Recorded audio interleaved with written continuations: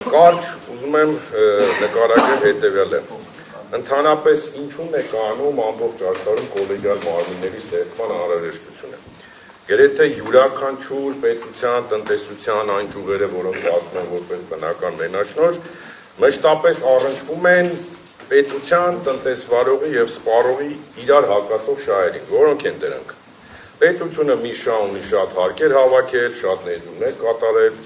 սպառողի շահը դա իհարկե էժան եւ ստաբիլ սակագին, դրա դիմաց որակյալ ծառայության մատուցում, ենթակառուցվածքների մատչելի եւ արագ հասանելիություն եւ իհարկե տնտեսվարողը այդ թվում պետականություն, սեփականություն հանդիս պետականության սեփականությամբ շահը բնական մենաշնորհի սուբյեկտ որպես շահույթի ստացում, նվազ հարկեր, ներդրումների երաշխավորած վերադարձ։ Այ հենց այս շահերի բախումը, որը գոյություն ունի բնական մենաշնորհի ոլորտում, ստիպում է եւ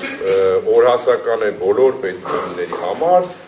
ստեղծել միակ այդ բոլոր շահերի հավասարակշռման կետը օղակը իդեմս կոլեգիալ կարգավորող մարմինների տեսքով։ Մեր պետությունը դեռևս 97 թվականից որոշել է այդ ուղով շարժվել եւ հիմնադրումից ի վեր 97 թվականի հանձնաժողովից համաշխարհային բանկի մասնագետների սկսած վերջացրած այլ հեղինակավոր մասնագետներից, որոնք ահռելի փորձ ունեին այս կարգավորման ոլորտներում, օժանդակեցին պետությանը եւ ստեղծվեց մի հատ օրենք եւ օրենսդրական դաշտ, որը նույն մասնագետների եւ միջազգային կառույցների գրանցմամբ գրեթե լավագույն օրենքներից մեկն էր։ Եվ ՀԾԿ մարմնի մասին օրենքով սահմանվեց հանրային ծառայությունները կարգավորող հանձնաժողովի այդ թվում, то есть կարգավորող մարմնի միակ էական առաքելությունը դա է հավասարակշռել սպառողների եւ հանրային ծառայությունների ոլորտում կարգավորող գործունեություն ունեցող անձանց շահերը։ Միակ էական առաքելությունը եւ հետեւաբար հատկանշական է, որ նշվածից հենց այս առաքելության ներքո է պետությունը հանդիսանում եւս կարգավորման սուբյեկտ իր պետական սեփականություն հանդիսացող ընկերություններով։ Հիմա բնական մենաշնորհ համարվող բարդագույն տնտեսական ճյուղերը չեն կարող կարգավորվել մեկ պաշտոնյայի կողմից։ Եվ աշխարհի պետությունները կարգավորող մարմինները, որոնք ստեղծել են, դրանք գրեթե չկա բացառություն երևի, բոլորը կոլեգիալ են։ Կոլեգիալ են նաև, որովհետև հնարավոր չի այս բարդագույն, ծանրագույն, մեծ ֆինանսական շրջանառություն եւ ենթակառուցվածքների իրան տեխնոլոգիաներով պայմանած մարմինները կարգավորի միանձնյա եւ կրել դրա համար միանձնյա ամբողջ պատասխանատվությունը։ Օրինակ, պատկերացրեք ինչքան որպես անալոգիա բերեմ, որպես օրինակ, պատկերացրեք օրենսդիրի նախագահ բան ընդունում, որի արդյունքում օրենսդիրի նախագահը արդարադատության նախարարության հաղորդման հիման վրա իրավունք է ստանում միանձնյա օրենք ընդունել, որի կատարման պատասխանատվությունը դրվում է ազգային ժողովի վրա ամբողջությամբ։ Այստեղ է նաև խնդիրը ինստիտուցիոնալ առաջանում, որովհետև ըստ էության բազմաթիվ իրավական, տնտեսական գործառույթներ դառնում են անիմաստ։ Օրինակ, ինչպես բացակի կամ ինքնաբացակի ինստիտուտներ։ Հիմա ինչ-որ կասեմ, պարոն Մեսրոպյան, խնդրում եմ չանձնավորեք, որպես հանձնաժողովի նախագահ եմ ասում, օրինակ, ինչքան կլիներ ուրախ հանձնաժողովի նախագահը, եթե ինքնաբացակը կամ բացակը ընդունվեր, որովհետև նախագահի ընդունած որոշման ամբողջ պատասխանատվությունը կրելու էին 4 անդամները հանձնաժողովի։ Այսինքն ըստ էության ինքը ստացվում է մի հատ աբսուրդային իրավիճակ, որով պատասխանատվության համար պատասխանատու են այն մարդիկ, որոնք այդ գործողությունը չեն կատարել։ Ավելին, սահմանադրական կարգավորող անկախ մարմինները Հայաստանի Հանրապետության ըստ էության երկուսն են։ Դրանք հանձնաժողովն է հանրային ծառայությունները կարգավորող եւ կենտրոնական բանկը, այլ կարգավորող մարմին չկա, որովհետեւ նրանց է մենակ օրենսդրությամբ բնորոշ այն գործառույթները, որոնք բնորոշ են կարգավորողին, մասնավորապես սակագնի սահմանում, գործունեության լիցենզիայի տրամադրում, այսինքն իրավունք, որ գործունեություն իրականացնեն, շուկայի կանոնների սահմանում, վերահսկողության սահմանում եւ այլ։ Երկուսն էլ կոլեգիալ են մինչ օրս։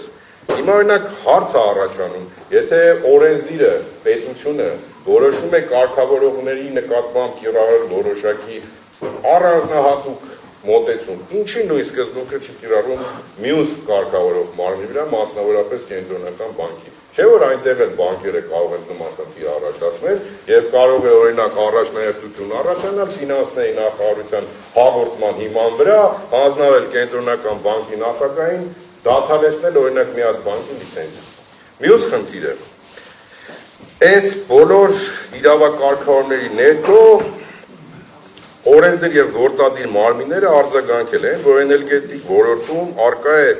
կառավարման ճգնաժամ, որը կամ չի նկատում ՀՑԿ-ն, կամ նկատում է, բայց իզորու չի օրենսդրությամբ ամրագրած իրավասությունների իր կոլեգիալության շրջանակում լուծում տալ, ճգնաժամի նպաստող կամ արկա խնդիրներին, եւ այս խնդիրը կարող է լուծվել միայն պետական լիազոր մարմնի տեղեկատվության հիման վրա, ՀՑԿ ընդամենը մեկ անդամի անհատական որոշմամբ։ Չեմ ուզում անդրադառնամ այն խնդրին, թե ինչ ընթացակարգով են կազմակերպվել թվարկված գործառույթների փոփոխությունները, օրենսդրական նախագծերը նկատի ունեն, որտեղ ինչքան հասկացանք ԶԼՄ-ներում տեղի ունեցած հանձնաժողովի նախագահի եւ լրագրողների բանավոր գրավոր շփումներին, տենց էլ անայդ դառավ այդ օրենսների նախագծերը ուղարկվել են պաշտոնապես կարծիքի, չեն ուղարկվել, ինչ է առարկել, ինչը չեք առարկել, համենայն դեպս ես հասկանում եմ եւ գիտեմ, որ դրանք թաքուն process, գաղտնի process չեն կարող լինել, դրանք պետք է լինեն թափանցիկ։ Նշվում է նաեւ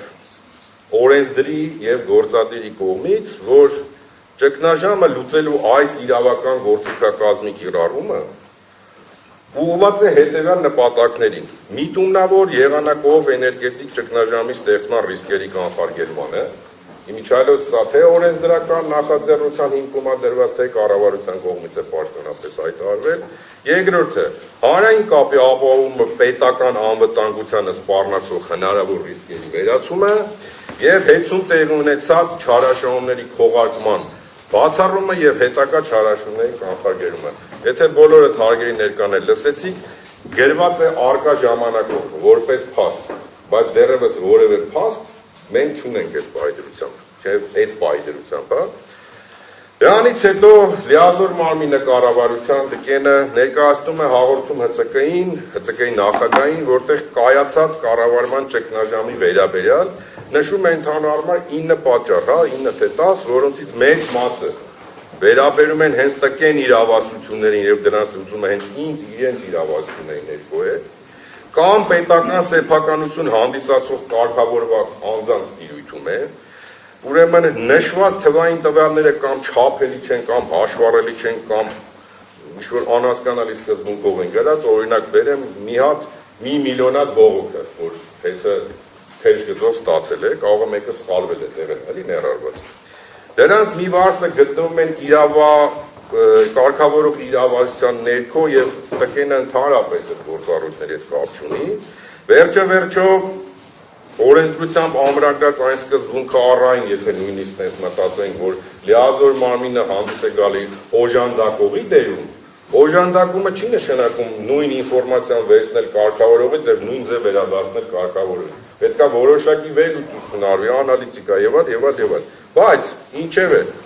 փաստ ենք հարգելի ներկաներ, որ հետ ՓՊ-ում տկենի մատնանշված խնդիրների ամբողջականությունն է հանդիսանում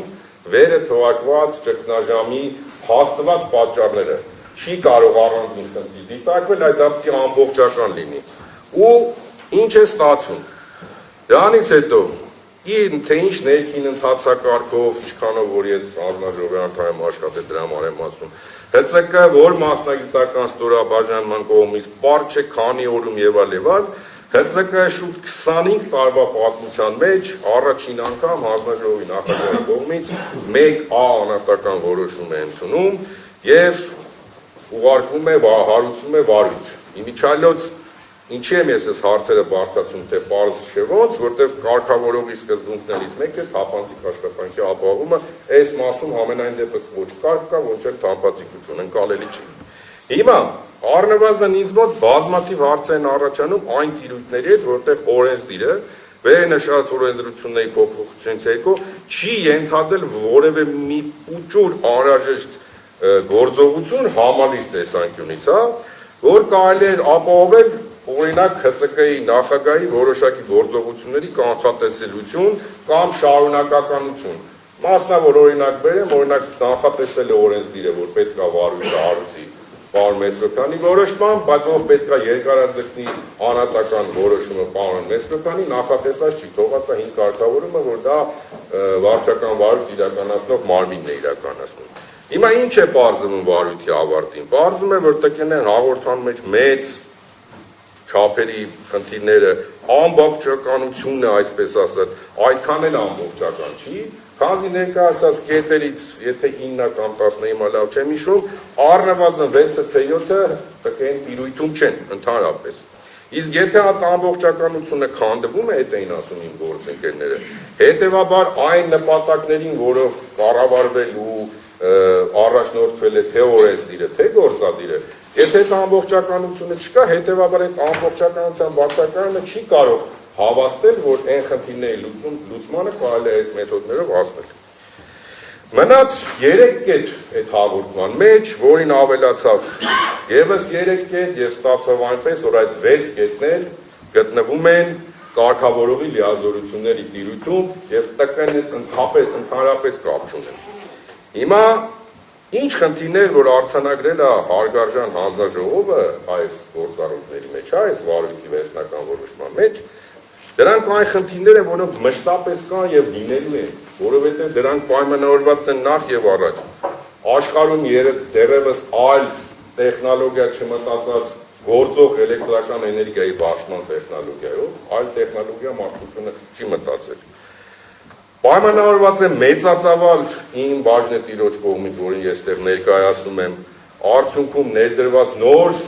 ժամանակակից հաշվառման էլեկտրաէներգիայի մեթոդներով, որոնք հնարավոր չի, որ ներդրման ժամանակ նման խնդիրներ չառաջանա։ Վառ օրինակը վերջերս արկա համակարգի խափանումներ։ Կարգավորողը արկային զրկեց լիցենզիայից, ամբողջ Հայաստանի Հանրապետությունը զրկված է մի քանի օր որոշակի ֆինանսական գործողություններ անելով։ Համեմատելու հանգիստ տեղ ունենք դուք, հարգելի հանձնաժողովականներ։ Եվ վերջապես, իհարկե, այս գործունեությունը միանշանակ կապված է մարդկային գործոնի հետ, իսկ մարդը ցավոք սրտի Աստված այնպես է ստեղծել, որ մշտապես ցալական է եւ կարող այդ գործոնի հետևանքով առաջացնել եւ վնաս եւ իօգուտ։ Եվ վերջապես, ես կուզենայի այս մասը անպայման նշել, որտեղ բազմիցս տարբեր պաշտոնյա, ոչ պաշտոնյա քաղաքական գործիչների կողմից նշվել է, ինչի այս ամենը տեղի ունեցել, որովհետև կա որոշակի ՀՑԿ-ի անգործության մատնվելու խնդիրը։ Իմ մասնագիտական, փորձագիտական ենթադրությունների, եզրակացությունների հիման վրա պետք է մատնանշեմ, որ ՀՑԿ-ի գործառույթների իրականացումը տեղի ունենում ժամանակային երկու տիրույթում, պրեանտե եւ դե ֆակտո, այսինքն նախապես եւ կատարված փաստի հիման վրա։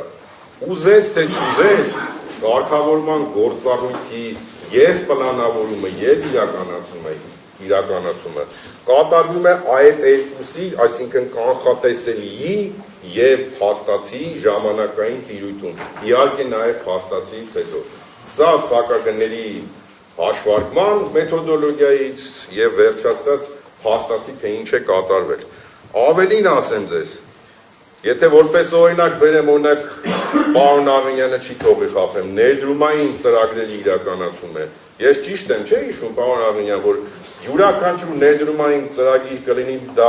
Հայաստան էլեկտրական ցանցեր կամ չգիտեմ Գազպրոմ Արմենիա, որոնք ուղարկում են հանձնաժողովի հաստատմանը, մշտապես գրավոր ուղարկում են կառավարության լիազոր մարմնին իրենց կարծիքին։ Ճիշտ եմ հիշում։ Կա այդ պրակտիկան, պահպանվում է։ Հետևաբար խոսք գնալ, որ հանձնաժողովը տեղյակ չի եղել կամ կառավարությանը տեղյակ չի եղել կամ լիազոր մարմին այն խնդիրներից, որոնք առկա են այս վիճակում, եւ այն պարագան, երբ որ ներդրումային ծրագրերը գրավոր ուղարկվում են կառավարության լիազոր մարմնին եւ նա չի արձագանքում որևէ, չի կարելի ասել, որ հենց իր ներդրումները իրականացել է կառավարության գործնեության կամ քաղաքական տնտեսական ուղղություններին ոչ համահունչ։ Ցանկացած առաջարկ կառավարության կողմից ներդրումային ծրագրերի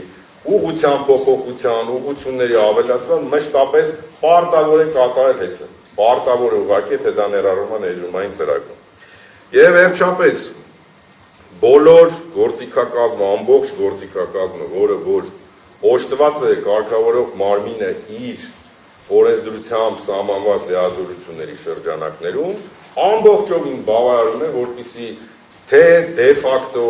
թե պրեանտե լուծել այն բոլոր հարցերը, որոնք կուտակվել են Հայաստանի էլեկտրական ցանցերի առաջ, այսինքն դրա համար ուղղակի պետք է ոչ թե դա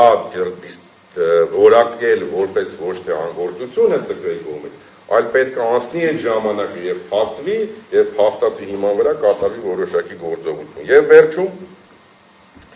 եթե նկատեցիք հարգելի գործընկերներ, ես որևէ